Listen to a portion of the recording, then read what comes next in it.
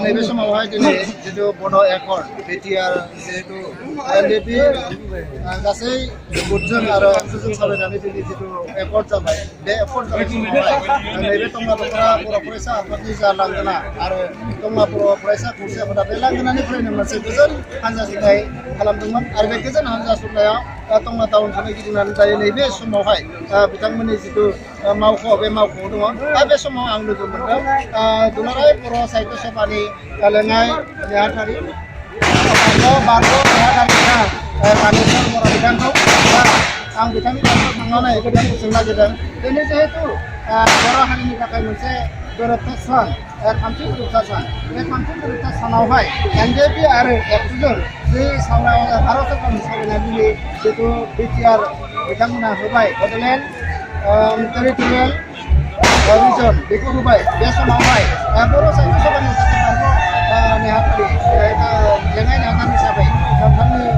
जितु मतामत बे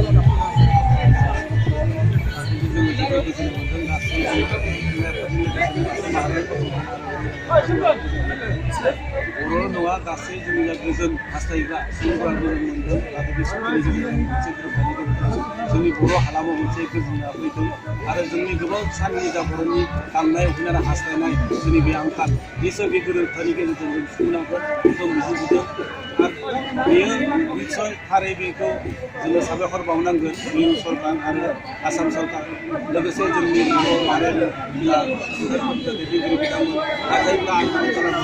गोबां बोसोर खालामनायनि उनाव मोनसे जोंहा जि थामथि गोरोबथा बे थामथि गोरोबथाखौ निसय जोङो जेब्ला मोनसे गोरोबथा हिसाबै जोङो हास्थायदों मिजिंथिदों आरो बेयाव जा जोङो मोनगोन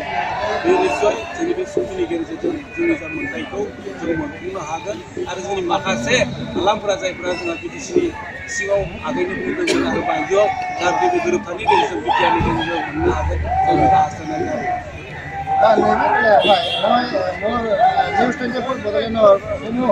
দৰ্শক বৃন্দকৈ মই এটি অনুৰোধ কৰিব বিচাৰিছোঁ আজি যিহেতু বড়ো সমাজৰ যিটো মানে লং পেণ্ডিং মানে চলিউশ্যন হৈছে বিটিআৰ বুলি ইয়াৰ সন্দৰ্ভত বড়োবিলাক বহুতেই অহংকাৰ ভুগি আছে বুলি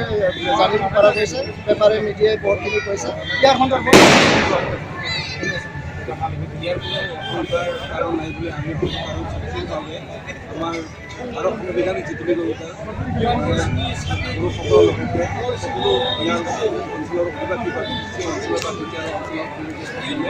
জাতিপূৰ্ণ ভাষাকে সকলোৱে নিজৰ অধিকাৰসমূহ আমি ভাবোঁ কাৰণ এইটো সংবিধানৰ অধীনত বনাই আছে আৰু এই দেশৰ জনসাধাৰণে কেতিয়াও তাত কিবা কৰিবলগীয়া নহয় আৰু এই চুক্তিৰ যোগেদিও কোনো আমাৰ